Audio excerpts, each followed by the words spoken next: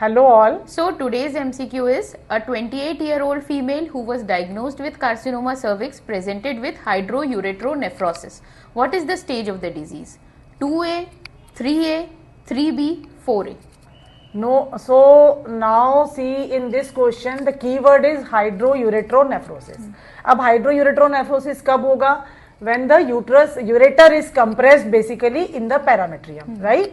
And so whenever there is parametrial involvement, that will lead to hydroureteronephrosis because of the compression of the ureter.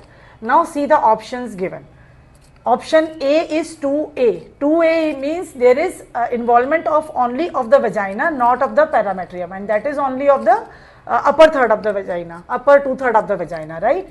Second option is 3A. Again in 3A there is involvement of lower third of the vagina, not of the parametrium. जब parametrium involved ही नहीं है तो इन दोनों cases में hydroureteronephrosis नहीं होगा.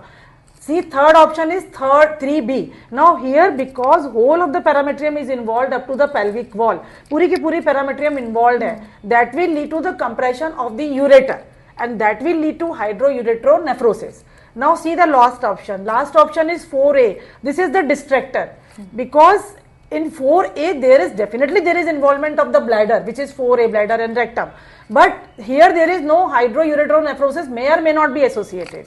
But when there is involvement only given hydroureteronephrosis, it means the ureter is involved, not the bladder. So answer here will be 3B, that is that leads to hydroureteronephrosis because of the involvement of parametrium up to the pelvic wall.